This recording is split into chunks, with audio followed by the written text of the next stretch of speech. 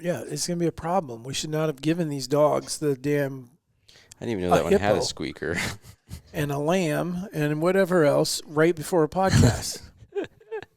But look at the pure joy. It's funny how he's catching it. You never even hear that. If you guys can't hear what we can hear, just so you know, if you hear some squeaking going on during the podcast, it is what?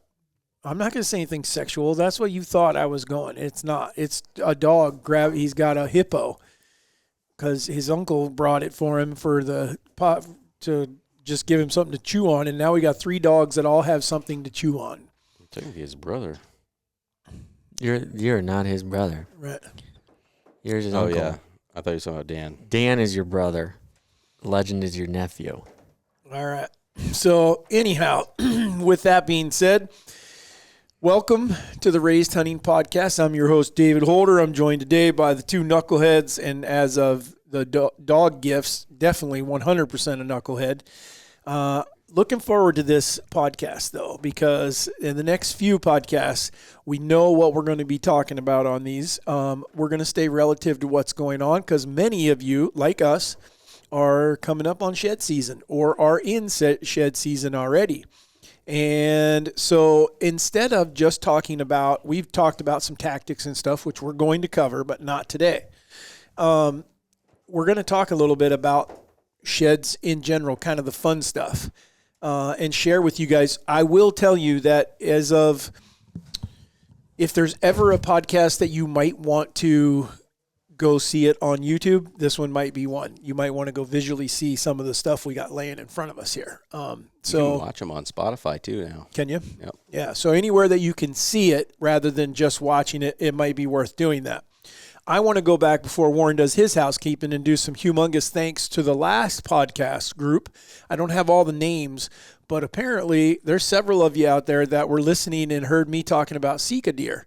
And talking about the fact that I've not hunted one and I grew up back there and I'd like to. And so several people have reached out. I'm actually am going to reach out to some of you guys. I may take someone up on this because a couple of them have said, hey, I think I could help you kill one.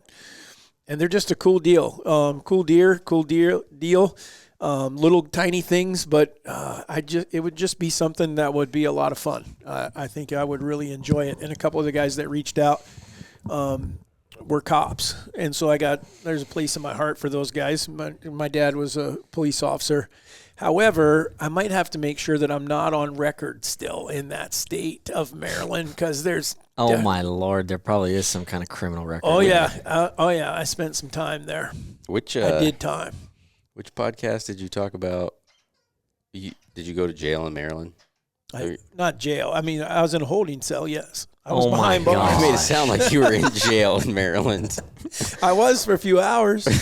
I don't remember whether they ever even gave me a deal. They called Pop and basically said, if your parents come get you, then...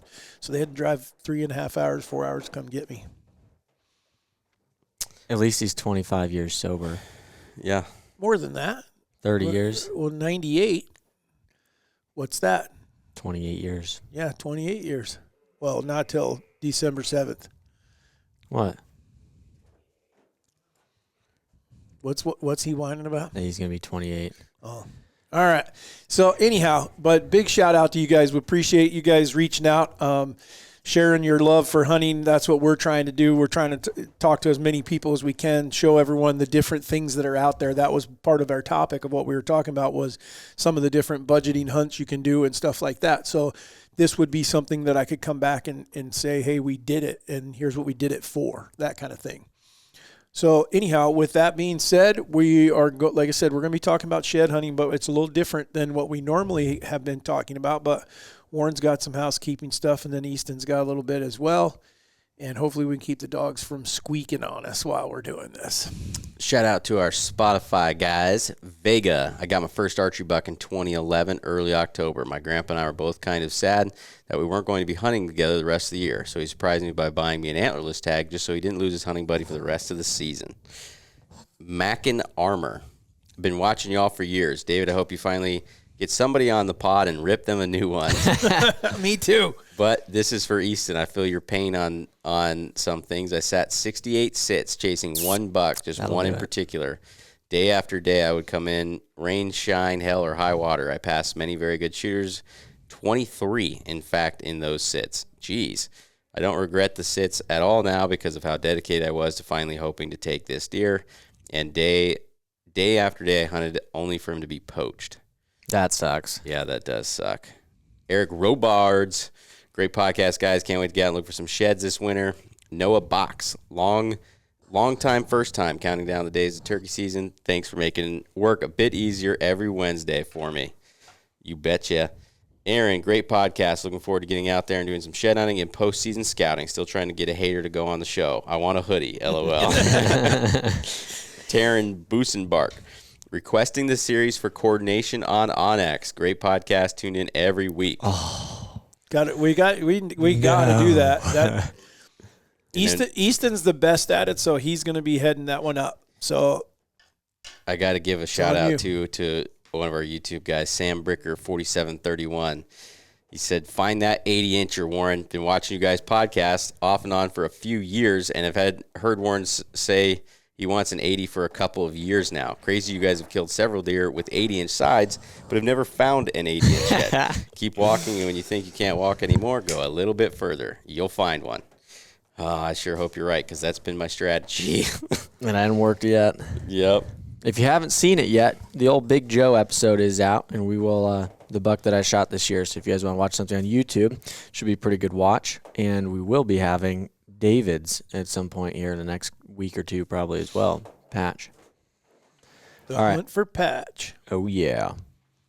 The story today is about that podcast we did about the going to hunt on a budget or something. Yep. But it's freaking sweet. So today's is from Logan Brower. He said, "Figured I'd share this story since it really ties into your last podcast on out-of-state hunts on a budget. I'm from Michigan and have always wanted a deer hunt out of state. The cost of hunting out of state was always my biggest concern. I sold a hunting dog to a guy in Ohio, and the gentleman and I stayed in touch for the following months after. He offered up his camper next to his house for free if I wanted to stay in it and come down and deer hunt for a week. I tagged out in Michigan November 2nd. Then I started e-scouting Ohio public land near where I would be staying. I got to Ohio November 8th and had 5 days to hunt because of work. I immediately first day speed scouted." Okay, so he's saying he took the first day and scouted. "And found 2 different pieces of public I left confident in by 2 o'clock that afternoon. The first evening, I passed up a 3-year-old 11-point that would have been my second biggest buck to date. But I knew I had come down here for a giant that was going to hold out. The following days, I had multiple encounters with some very large bucks, but it never panned out. During the time in Ohio, I was blown away with how friendly everybody was and everybody I was talking to. November 12th, the last day of my trip, I was driving down a gravel road when a guy named Tim stopped me in his gator. He asked if I was the gentleman from Michigan down here deer hunting the public this week. I told him I was, and he told me he had 35 acres of private on the curve just down the road where we were talking. And he told me if it hadn't been hunted in 20 years. Being the last evening, I said, screw it, why not try it? At 2 o'clock, I walked up a creek drainage with the wind in my face, and I paused because I heard some leaves rustling up above me. A doe proceeded to run down the ridge with a giant 16-point buck chasing her. The buck stopped at 20 yards and let out a snort wheeze. I heart shot him with the Bear Divergent EKO. I won in your giveaway. And he ran 15 yards. The entire trip cost less than $1,000. Dang. Hell yeah. Yeah. That's like the greatest That's story insane. ever. Yeah. Just have somebody randomly, God wanted you to kill that deer for sure, come up to you and be like, hey, here, go hunt my place. That's never, ever happens. No, and I think he has photos that he tried to submit, but I can't get him to come through. I don't think. I'm going to have to try to see if I can get him to come through. But Logan, if you hear this, well, I guess if we put this out, maybe I'll try to email you. But that's freaking cool. Yeah, That's really congrats. That's super awesome. Yeah, I don't know that I've ever had anyone stop me, but I can say that back in the day when Mom and I did a lot of driving around on the dirt roads and looking and glassing and stuff like that, that's how I met. The guy's name was Smithy. I just remember his last name. He was a farmer, and whenever you saw him, like, he looked mad. Like he was that farmer that just looked like he was pissed all the time. But he was broke down one day. And so right by the road, so we stopped and I walked over and, just was like, hey, do you need some help? Because there's no cell phones back then and stuff like that. And we struck up a conversation, and next thing I know, he's like, hey, you're a deer hunter, right? That's what you're doing out here looking around? I was like, yeah. He's like, well, come back by next week and I'll show you my property. And we had no idea, no Onyx or anything like that. It was about somewhere between 500 and 1,000 acres. And he was like, yeah, the only other one that hunts it is my kid, and he doesn't hunt very often. And I got all this property to hunt just By randomly. chance. Yep, really was. Cool deal. All right, well, that's an awesome story. Congrats, Logan, on that. That's a good one. Yep. All right, let's get rolling here. We're going to talk a little bit about shed hunting, and I think the very first question that I think most people would want to know, because I'll be honest, I didn't grow up shed hunting because I lived on the East Coast, and I don't think it's as big a deal back there. Maybe it's because you don't find as many, or maybe it's because it's more difficult. Maybe not. I don't know. Maybe I just was. I mean, I lived just outside of Washington, D.C., so there definitely wasn't many laying around. I don't know if other people in Virginia, Maryland, those states, Delaware, and up the East Coast whole area, maybe they are finding more sheds and they look more. I don't know. But it wasn't until we moved to, honestly, Montana. I lived in Arkansas for a while. I don't recall finding any there, but I also didn't spend time going. So I would like to know, like other people, are they doing it? But boy, when I moved out west, it was something everybody did, and so I started doing it there. I started looking for sheds. I guess. Well, I'll ask you guys though. I mean, so why now? Why do you? What is the passion for shed hunting? And I know that it's different for both of you guys. I mean, as far as the level, what is it? Why do we do this? Why do we go look for an antler that's not attached to a deer's head anymore? Either one. I'm not that passionate about it. I do really like shed hunting. Like I rarely ever turn down going to shed hunt, and I do tend to go quite a bit. Compared to some of your other people, I don't go a ton, but all of our places I like to go. But I'm not that big on it because I don't care about other antlers or deer. I like trying to find deer that I've hunted or have photos of, and just to try to see if you can find them. And I also love being outside, and this is a time of year where I can't really be out, or like there's not much for me to do.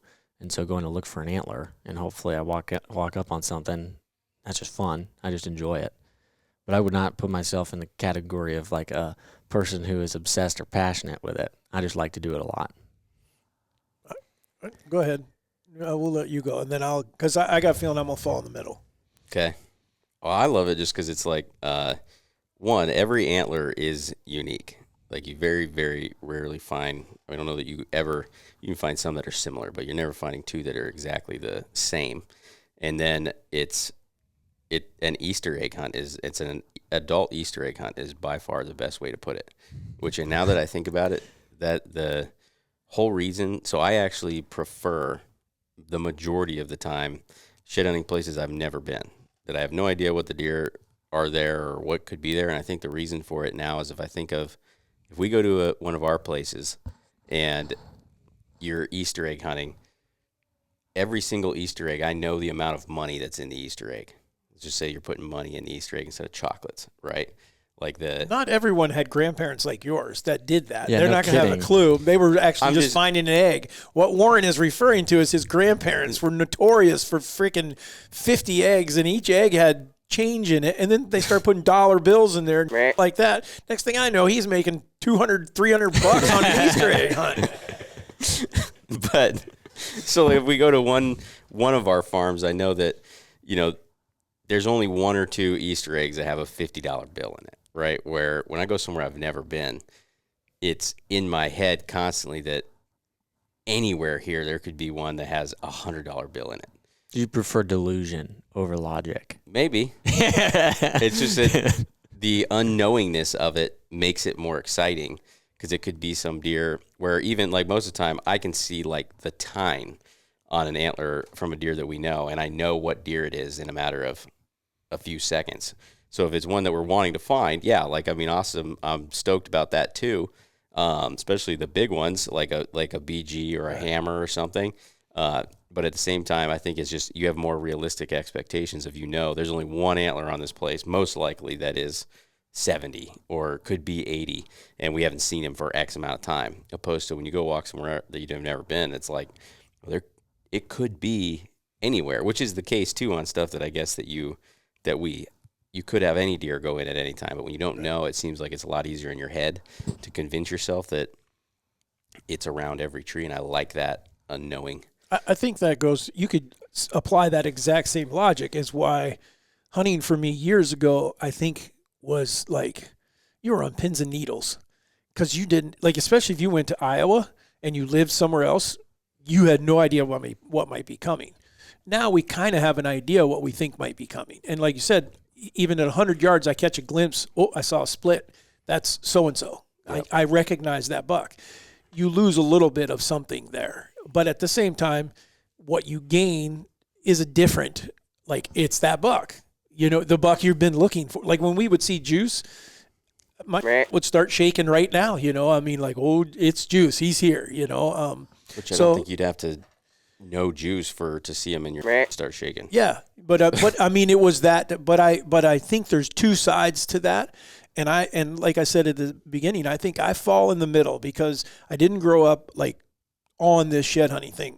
Unfortunately, I started doing this at, I don't know, 5 or 6, is when you started going with me and riding on my back and stuff like that. And same with you. So you guys were like, but I'll never forget the first shed in Montana because I had seen it, but I did not want to go pick it up. I was like, okay, I'm going to let him find a shed today. And we walked through there 3 or 4 times before finally you were like, oh, there's one. And that's all I was looking for. I didn't put it there. I didn't touch it or anything like that. I just left it, but I was not going to go pick it up without you finding it. Yeah. And that's something for people to understand. If you're going with a girlfriend or a wife or just someone that's never been, I can't tell you how many people now that I've been with that have picked up their first one, whether I saw it or not first. Jimmy Webb, Nick, several other people. And it's like, it's something cool, exciting. I mean, it is. It's very, so I love it. I'm like you, Easton, though. I'm more,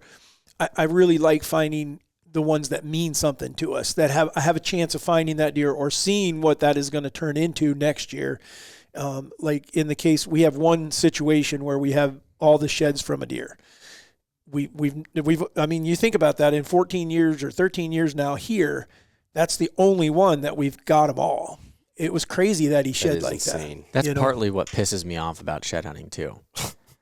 Genuinely, is like, what in the freaking world? Like a deer could be there until they drop their antlers, and you still may not find them. Right. And I don't understand how so many antlers just go missing. When we've done some stuff on that where it's how many you really do miss, but sometimes it just seems like I would be curious how long it would take a squirrel to consume an entire antler to not be found. Because I wonder how many get chewed and things like that where they're just crap. Yeah, and you don't see them. Or they get moved or something. Yeah, or the leaves cover them and that kind of thing, and you just can't find them. The one at your 80 that we found this year, or that I walked up on. Yeah, that you found this year during hunting season. Yeah. I mean, we found some though during shed season that I feel like were 80% chewed up. Oh yeah, like from that year. Yeah. Yeah, so that makes me think like especially in March. Oh, well this deer right here, the other side. Yeah. I mean, it was mangled. Yep. And we'll get into why I'm holding the ones that I'm holding or whatever, but so anyhow, that's kind of why we do it. And I agree. My why is I just love being out there. And the other thing that I think for sure is so the trainer that gave it when we got Dan, because Dan was trained to both track deer and look for sheds, and he was never very good at the shed hunting. He's awful at the shed hunting. He's okay, you can call it whatever you want. But he's incredible at the tracking. Yeah, and the trainer told me he'll take to one. He took to the blood tracking. However, he did. I said, I was trying to get an understanding, because I know one person that I think, and I can't speak for him, but Waylon would be able to tell you he finds more sheds with his dogs than he does if he just goes by himself. but he has two dogs like I've never seen before, that are that good. So my question that was my question for the trainer was, like when I get this dog, am I going to start finding 50 sheds rather than 10 or whatever? And his answer was more of you're going to go more, you're going to do things more. You may not find any more. You may find once in a while or something like that, but you'll just find that you'll go more because of your dog. And I was like, well, that kind of sucky answer, but anyhow, I lived with it. But he's 100% right. Since I got Dan, I mean, like when he was young, it was like go and see if he could. I mean, I was always hoping it would change, that he would start finding more. He just never picked up on it. Like I was hoping I'd have a dog I could send him into the thickets, and say, okay, he covered that good. I don't have. Well, then I later on found out I better go in because I watched him step over an antler and stuff like that. He's found a couple on but then his there own. was a couple times. That's what I'm saying. Then there's a couple times all of a sudden here he comes running back to me and he's got an antler in his mouth. I don't know if I would have found him or not. I don't know where he got him. He just showed up. So, Right. But anyhow, so having a dog can be a ton of fun. But Waylon's the only one that I know of, and there's probably other guys out there. I don't know what his two dogs. I think there's days where I've seen that they've picked up 50, 60 sheds along the river bottom in Montana, and I think his dogs are picking up half. Is that just though because they're getting to it before he is? I don't know. I've never put it, given it to him. But I know that we have talked a little bit about it. He's like, they cover way more ground than I can. And Waylon, his technique is fast. Yeah. We'll get into that next week. We're going to talk about some techniques, but there's a couple different ways. And me and you are, I think, more slow, looking for everything. And he's blowing through there, and this should be freaking obvious, sticking up off the ground. And if it ain't, he just keeps on going. Cover a lot of ground. So, all right. So that's why we do it. Now this one, Warren, you got to own up to it because Easton's will be way less. Mine will be somewhere in the middle, but you will. How much time or how many miles do you think you go?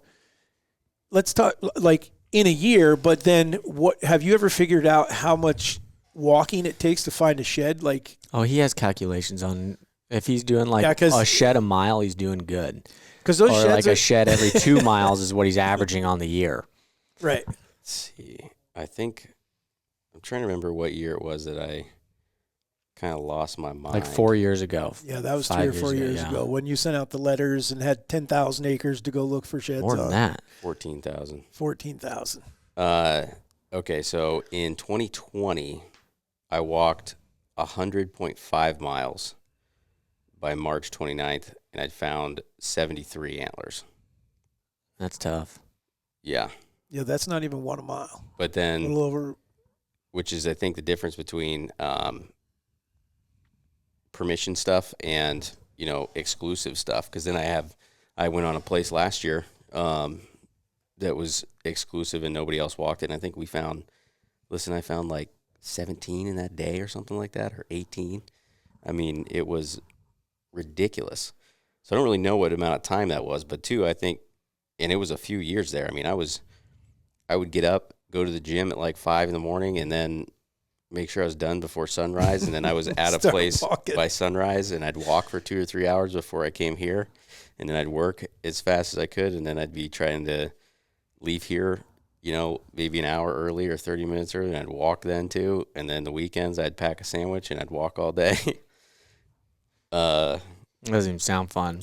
Well, It was there were several fun, times but- that we would go meet him for an hour. Yeah. He's on some farm. He's walked up since He 7 really in the hated morning. it if you came and found Oh, a yeah. bigger shed. I did that one time because I didn't care that fucking much. bullshit. He's like, let's go to this spot. I haven't tried it yet. We walk in there. And I think what was that? It was a sick looking antler. I saw it from a ways away. And he's like, are you freaking kidding me? It was 60 something probably. Yeah, it was like mid 60s or high 60s. And I think he was holding a fork and horn or something. It's like, thanks for taking me. Well, that's what that you got to admit. I mean, like there's days when I found a spike or a piece of an antler, and yet I can't find a 70-inch shed or what. I'm like, how do you find this? So how do you find an Easter egg in the ocean, but you can't find a freaking great white shark?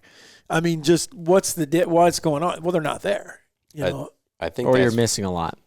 yeah, I think that's what I've learned is looking at all these miles is that my thought process was that just sheer amount of, if I would go absolutely as many places as I can, and just every moment I can walk as far as I can, that I will eventually trip into one. That no matter what, if I just cover the most amount of ground possible, it'll make it less likely that I can't find one than,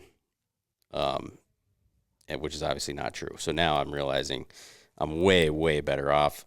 I'd be way better off to spend 2 days in a row driving around and finding where deer are and then trying to get permission on those places than just getting permission wherever and just going walking randomly. everything. Yeah. But at the same time, it was fun still. I mean, that was part of the reason. And then, because then I would have days where I'd walk. I remember one day I did 14 miles and I found 2, which was I would really have been done annoying at noon. I would have been done at 10 probably.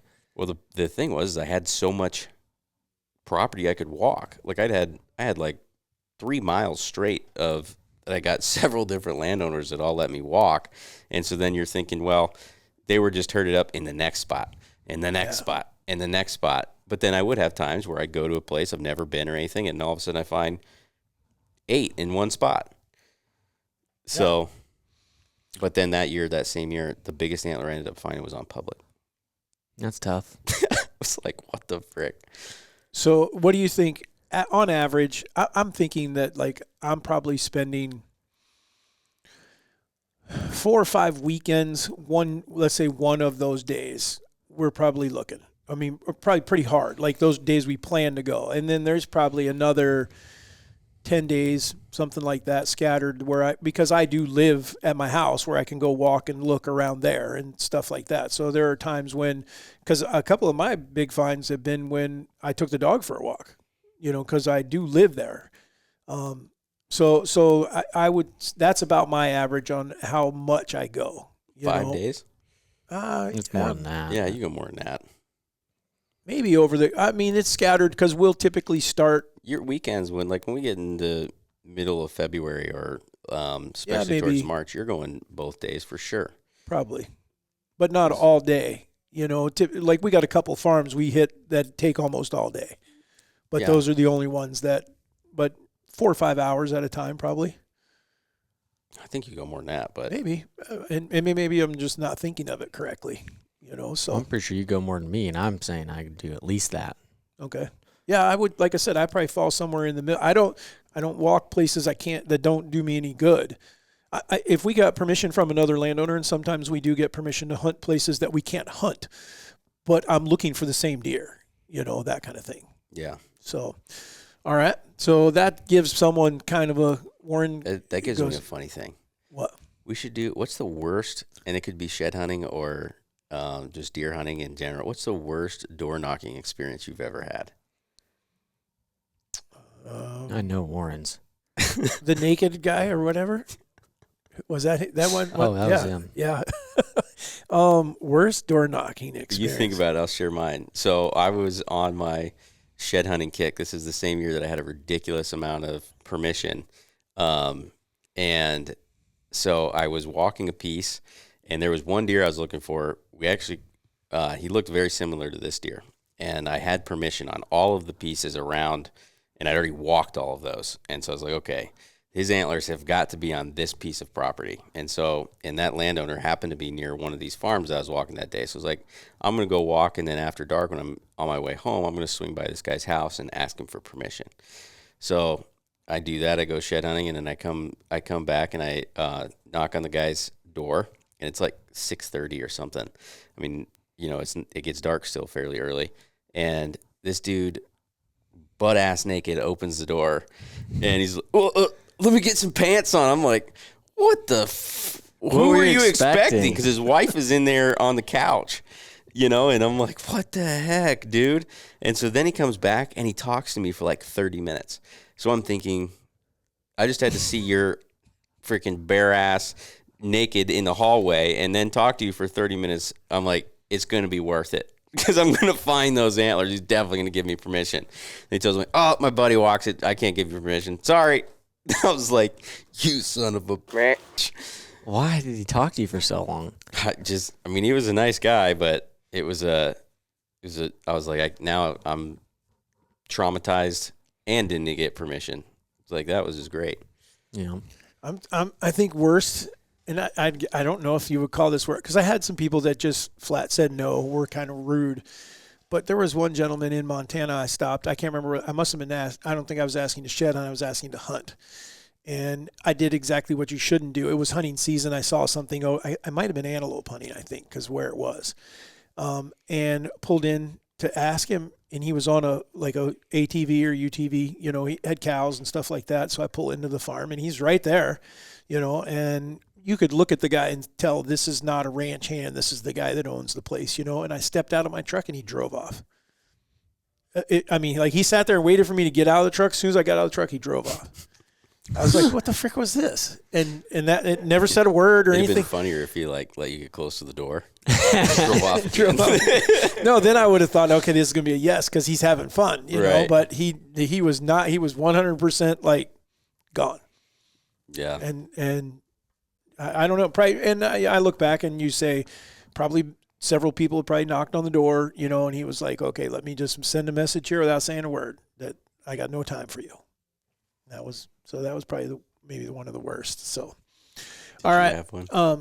I've been denied a lot. The most interesting one was a yes. And that was the one where we ended up being there for about 2 hours and found the owner laying under a tractor with a bull. Yeah. A huge bull, like monster bull. And we had to walk up there. And I had to convince him to walk up with me, which was saying something because normally he's like, oh, it'll be fine. And he was out.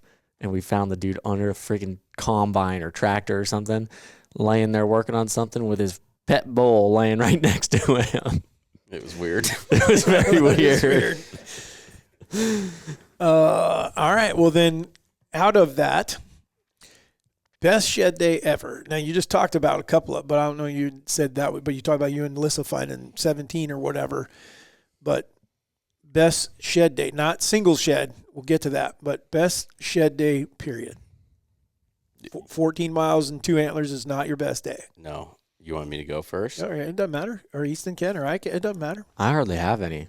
I have a couple. I've gone many times where we find, like if we break double digits, I'm like, oh, sweet. We had a good day. But I've never had an insane day, like where we're finding 20 or 30 or something like that. The only place that I did have that was like you could not walk or drive without picking up another shed was the Bittersweet place. Yep. It was literally every was I? freaking, I don't know. I by the time I even got to the back of the property in the 4-wheeler, it was full. The back of it was full. And then I'm like, I think it was me and you or something like that, or Dad sent me over there to do something. I sent you over there because when you came back, I was like, go go over there and look, out. you know, and he's like, you know, because remember it used to be, I ain't going because I can never find any. So I was like, go over there because I think I had found 1 or 2 or something. When I wasn't looking, I went in to get a blind or something after the season was over. And I was like, there should be some over there, so go check there. And he comes back with a whole freaking 4-wheeler full. And I hadn't even got off. And then we went back and walked and found something. Yeah, I found something. The frick.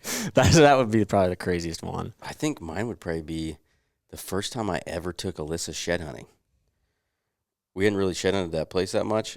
And I told her, I'm like, don't expect to find that much. You know, like we might, if we do good, maybe we'll find 2 or 3 antlers, but like just don't expect that much. We go in first 25 minutes, we find 10 in a 100-yard circle, which I'm like, what the hell? And one is Ralph's. Ralph. And then the other ones were like still quality antlers. And then I was like, well, let's go check this other place real quick. We go over and check another place, and we find freaking bullwinkles. And I'm like, what in the? So we find 2 76-inch antlers and like 10 other antlers and all like decent antlers. So I think we found 10 or 15 in that just in a few hours and some really good antlers. So that was probably, I'm thinking as far as quantity and quality, that was probably the best day I've had. Yeah. So mine goes back to Montana, like, and I told this story before, but. Oh, are we talking any sheds? Well, just this particular day for me was like crazy because I'm elk hunting. It's not shed season, and I look down across. I'm hunting the Missouri breaks, and I look out across. One day, I hear these bulls bugling, and I was like, "Boy, that looks like an antler," and it's like a mile away, half a mile, at least 3/4 of a mile, way across. I was like, "Boy, it sure looks like an antler laying there."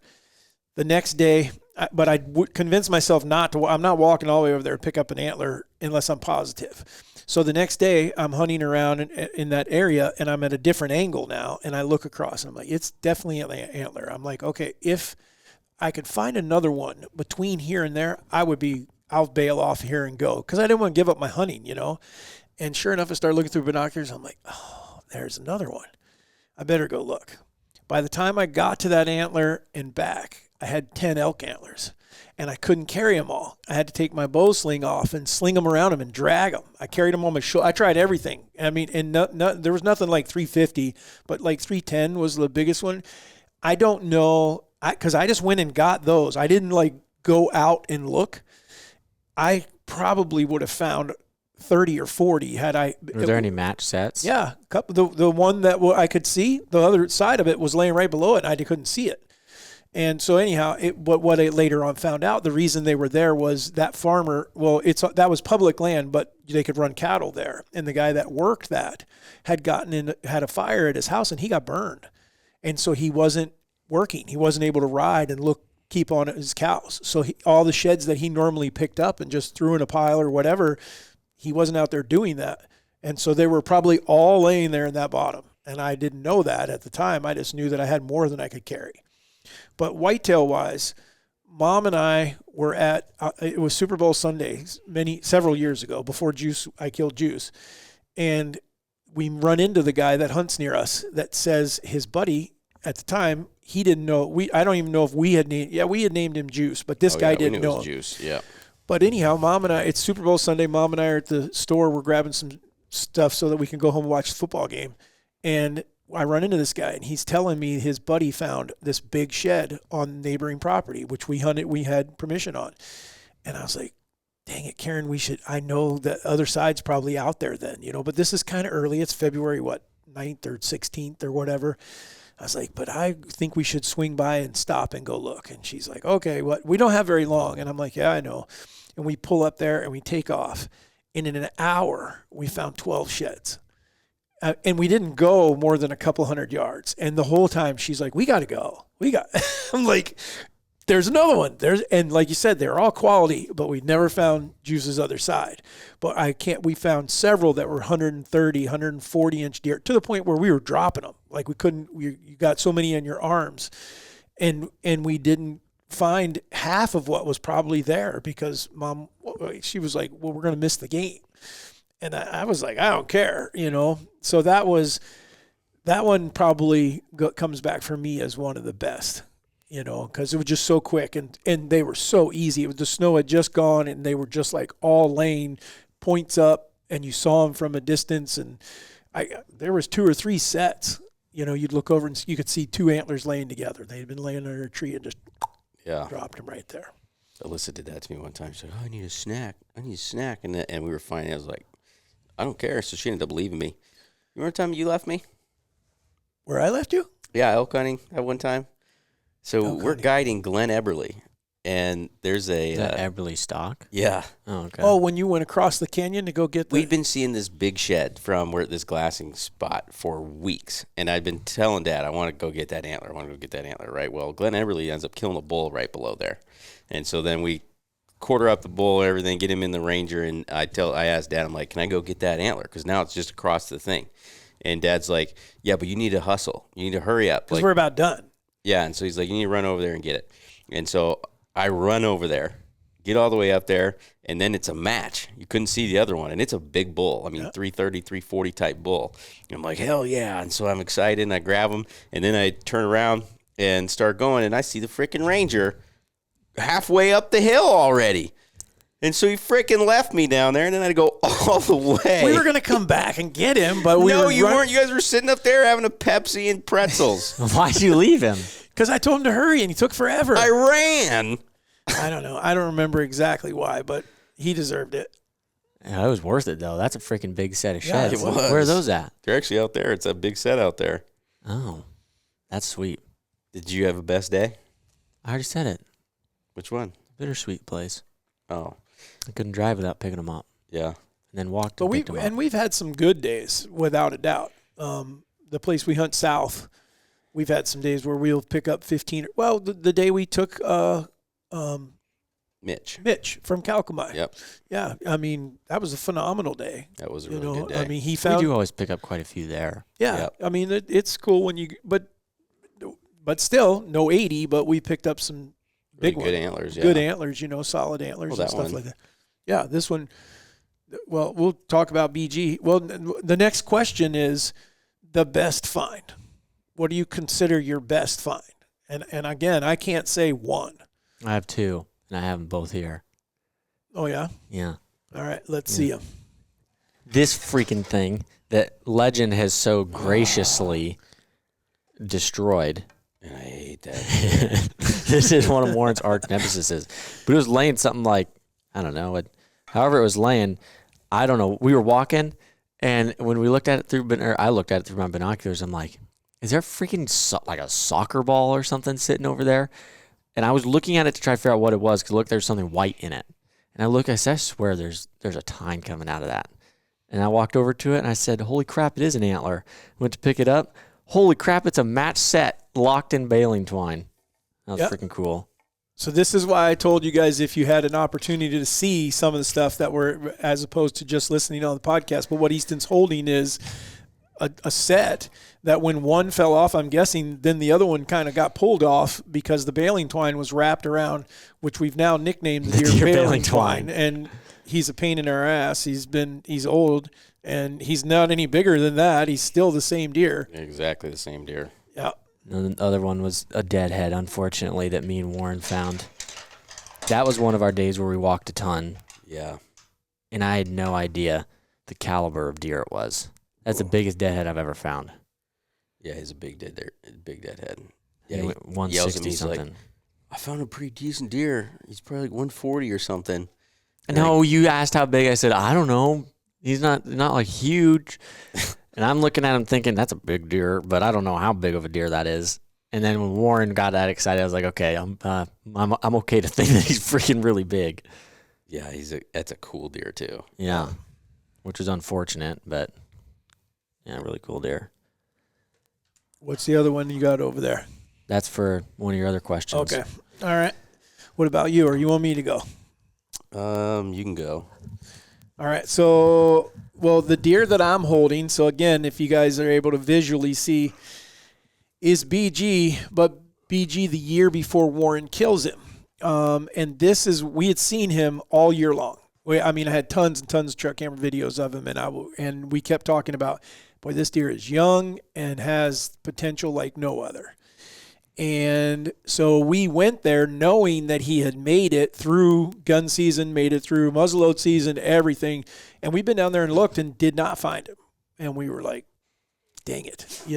But we know it's got to be around, but there was a couple places we hadn't looked. And so when we went back that day, there was a bunch of us. Bruce was with us, and Easton. And so anyhow, this is kind of the reason it's so cool. Number one, it's big. It's another 76-inch shed. But we all found it because we were in the UTV. We had just got out of the truck, and we didn't go 100 yards, 150 yards when you were like, there's an antler laying in the field. And I think all of us knew right then that that's going to be a pretty good antler, and the only deer down here that could be that is probably him. Yeah. So that was... So we did or didn't find the other side? We never did. No, Oh, just yeah, this one. Yeah. I assume it was on the other side of the road, and we don't have permission over there. So, but that one was really cool. And then You made such a big jump. Warren will be able to tell me which one it was, because the one I think it was this one, wasn't it? That's before this. I think this is the one that I found by myself. Yep. So I had I can't remember whether it was shoulder surgery or knee surgery, and we hadn't found a big antler yet in Iowa. I don't recall having. We had that other deer that you and I almost killed, and The 9. that Easton found the other side too. Yeah, when we were turkey hunting, or when we were Warren's turkey.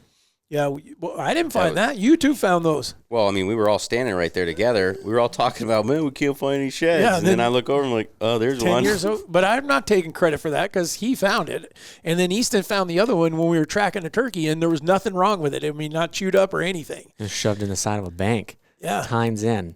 But because it was dark when you found it. Crawled, getting Getting dark. It was like not like we never would have found that deer if we weren't looking, if the blood trail didn't go by there. Oh, But this one, I tried. but this one was freaking, like, I walked out of the house. I'm thinking it was when I had shoulder surgery because I was supposed to not do much. And so I just went for a little walk just to get out of the house. And I walk up that hill along the fence line, which now we have found, I don't know how many antlers right there, you know, because this one and Blade came off the same hill, probably 50 yards apart. But I'm walking up that hill and I'm like, no way. I'm pretty sure that's Junior's shed. I mean, like you talked about, it was laying like that. And as soon as you saw it, I was like, no one else has tines like that. I walk up there and I was like, you got to be kidding me. And so this one's 76. I can't tell you how many 76-inch sheds we have. And then on the same hill, probably 6 years later, something like that, when I found this side of Blade. Again, this is 76, but the other side of this deer is probably at least 10 inches bigger. And we never, and so that's probably the most. That's the one you walked like a madman for. I did. I mean, like, my Onyx literally was blue from the tracking thing because I was like, I'm not missing anything. Nick came one day and we walked a ton. Warren came back. We would share tracks. I'm like, okay, I haven't looked under that bush over there. And we walk over there and go look because it was so freaking obvious.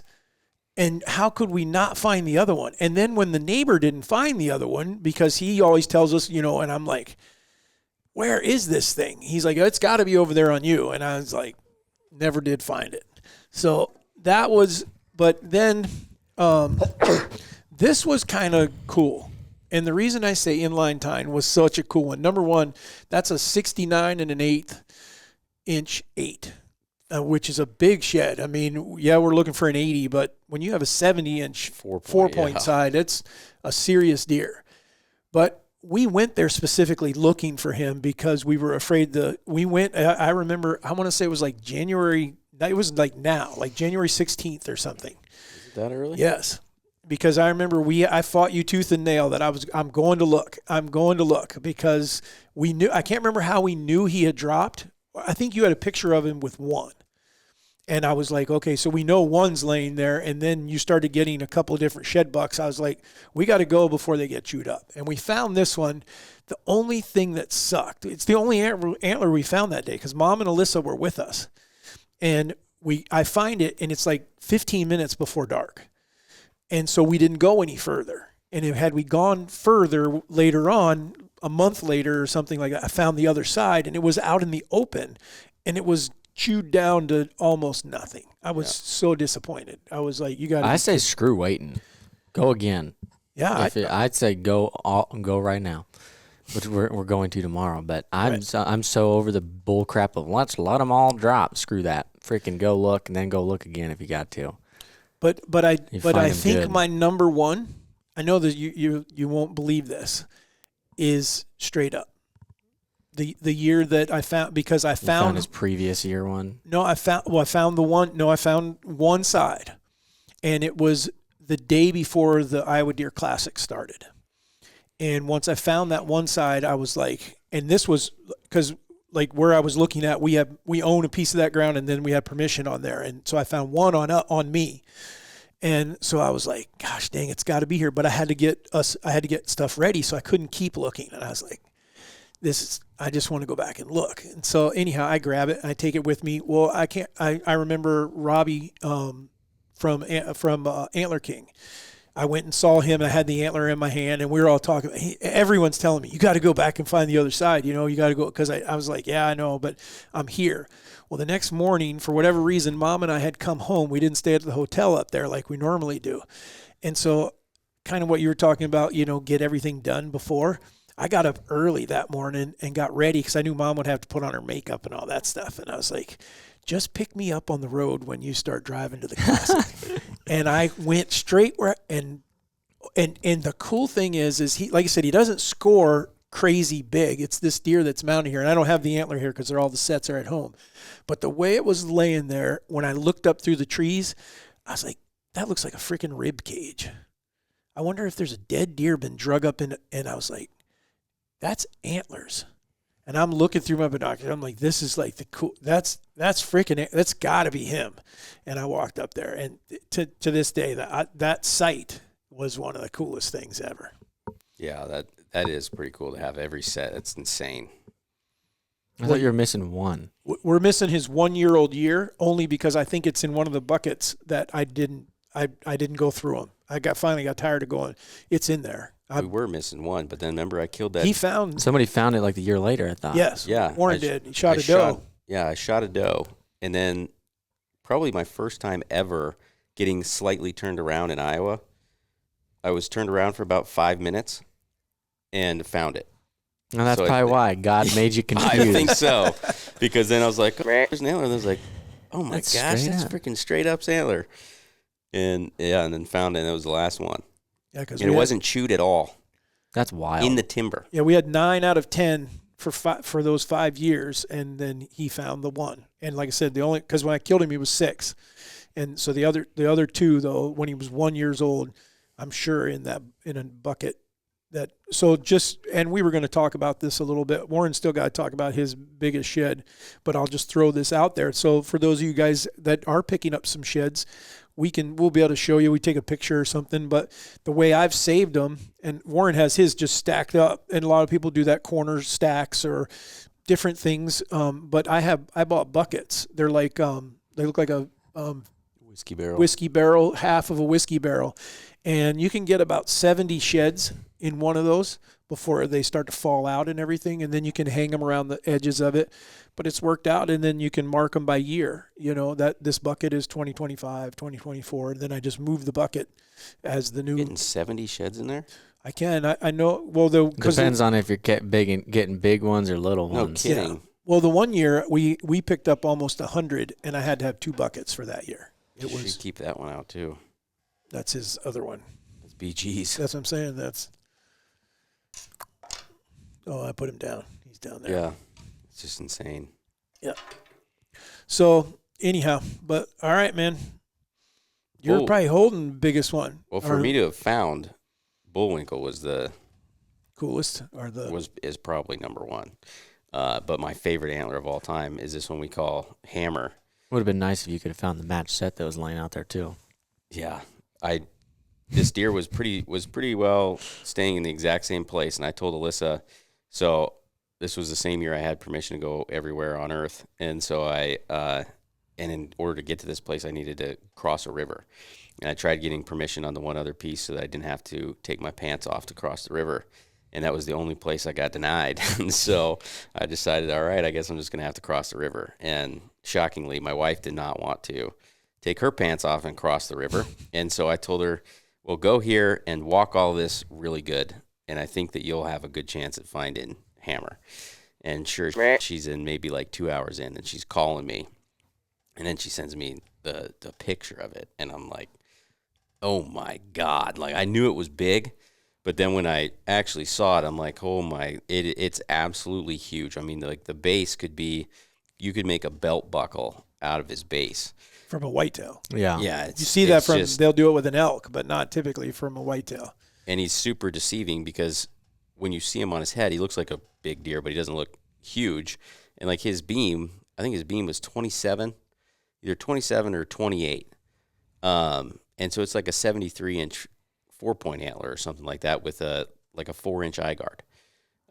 It's just, in my opinion, it's one of the most impressive antlers. For sure. And before he dried, he was over 4 pounds. Yeah. He's like 3.8 or something now. But when we first did it, we put it on the same scale. It was like 4.13 pounds. Well, the crazy thing is you found one very similar to that with me down New Virginia area. When we had a place down there to hunt. And we hadn't seen many deer on that place. We just thought, well, we need to go look for sheds and see. And next thing I know, he's hollering. He's like, hey, I got one here, and this is a pretty good one. I walk over there, and it's not, like, huge. It was big. But mass-wise, it's dang near like this. I mean, it's crazy, you know. Yeah, they look like it could be a match. Yeah, and they're 80 miles apart. Yeah. But, I mean, every time I pick up this antler, I mean, it's like, it's a massive antler. So impressive. Yeah. So, yeah, that's probably my favorite antler of all time that we found. Very cool. That's the one I've told people, like, there's no amount of money. Yeah. There's not a dollar. There's not a number. You tell Easton 10 grand, he'd be like, okay. I would. Screw you. All right. So I'd probably try to run the price up a little bit more than that, but next, I do think it's freaking cool, though. You'll never find another one like it. next question, though, is have any of us ever found an antler that changed hunting? Meaning, like, did you ever find an antler that you were, number one, it could be a deer that you thought was dead or gone. You're like, holy crap, he's still around. And or have we ever found one from a deer we didn't know that kind of changed what you were going to do the next year? You're like, oh, I need to try to find this deer. I was thinking about it. I don't think I have. My answer was no. That's all I had. Yeah, this one. Yeah, His shed the year before, because we thought he was a buck. Yeah, well, not really a buck. I mean, I had Marty. That was the year I had that blind down there, specifically trying to kill him. But because I knew he was a heavy 8, I didn't know. Yeah, but we thought he was like mid-40s. Yes, I thought he was only like no 145, 150 inch deer. I mean, yes, but I didn't think he was this. And then I found his antler and was like, oh my God, this thing's actually huge. Yeah. And so then, I mean, before I wouldn't have paid any attention to him. Then after we found his antler, that completely changed the course, because I was like, we need to be trying to kill this deer. So that'd be the only one, though, that I mean, that's the only one I can think of, like, off the top of my head. That was, we found a couple that are like, you find their antler, and it's not very often, but there's sometimes where we've been completely misreading the size of them. Ralph was that same way, but I can't think of another one other than that was a major game changer. I would say exact opposite was BG. When we found it, he was absolutely what we thought he was. Yeah. I mean, almost to the exact inch. Because I think both of us had said 171, 172, I mean, great deer. If he makes it to next year, because we truly believed he was 3 that year, he could really be something. Not thinking that he would turn into 180, or I guess I wasn't envisioning he'd make it to 189. I was hoping he might touch the 180 mark, but he brought this tine all the way down, added just a ton more mass. Yeah. But you could see he had the potential for everything. Yep. So, but the one shed too that I forgot a minute ago that when we were talking about was when I found RJ's in the bottom that time. When I walked, I just remembered how cool it was, because I was below looking up at these tines sticking up out of the ground. It's not very often when you see one laying on the ground that it's big. I'm saying once you pick it up, yes, or you walk right up and you're like, oh boy. But this one, the way it was laying there was like that to me. And all I could see was all of this. Because I remember hollering at you guys. I'm like, I'm not walking over there. I'm just going to, but there's a big shed laying in front of me. Yeah. And where I found him, it wasn't a place where you're going to see it from 50 yards away. I got within 10, 15 yards before I saw it. Right. And man, we looked our butts off for his other side. Uh-huh. Yeah, it's a big antler. It's crazy how many, but 76 that is the biggest as far as we've never broke. I don't think I have a 77 anywhere. I know I don't. Do you? Mm-mm. 76 is it. Do you have 4 minutes, I think? Yeah. All right. I thought we had a 78 or 79. No. 76, it's a barrier. Such a weird number. Yeah, like, I mean, the amount of 76s, this one I think was 73 or 72. Yeah, this one's 73. 76. That 9 I had was over 70. Bullwinkle's, 2 of Bullwinkle's were 76. Bullwinkle's left side, the one that I have, if he hadn't, possibly that one, but the first one I found, if he hadn't broke off that inside tine, that one might have been 80, because that was probably a 4-inch tine. Yep. Oh, well. All right. That was it. I had one more question, but I think we kind of answered it. Like, what do we do with the sheds? The sheds are a lot of information for us. I mean, now granted, maybe not so much on the ones Warren's just randomly picking up, but the ones that are on farms where we hunt, it does give us an idea of what the deer are doing, how well they're doing, and that kind of thing. But we'll get into more of that on our next podcast. But hopefully this was fun to just take a look at all this stuff and talk about some of this. Hopefully you guys have had some cool shed hunts. Send us your pictures. I ask every year, and you guys do a phenomenal job. Make sure you send in as many pictures of 80-inch sheds as you can find, whether they're your friends or whatever.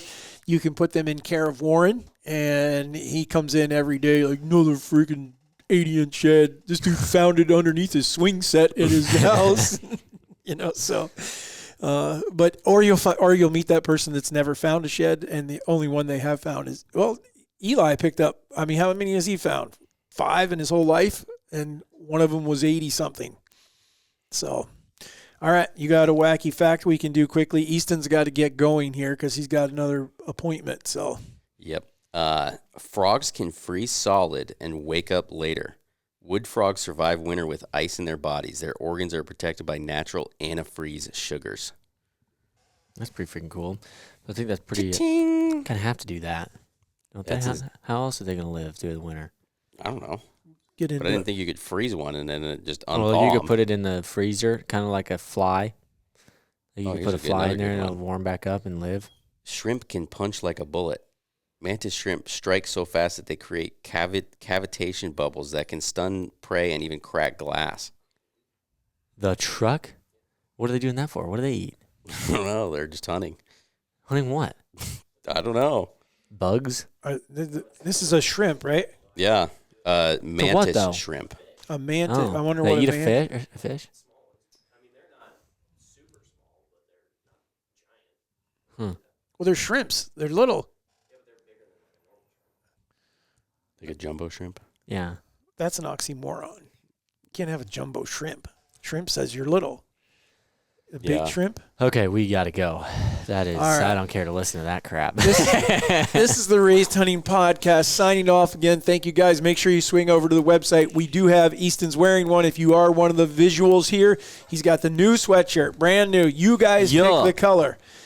And he's probably going to sell out of them extremely quickly because I already know he's asking me to drop them off at people that want them already. He's like, oh, you're going by Tractor Supply. Those guys need a couple sweatshirts they asked for. So, all right, guys, thanks for tuning in. We appreciate you, and we will see you next week on the Raised Hunting Podcast.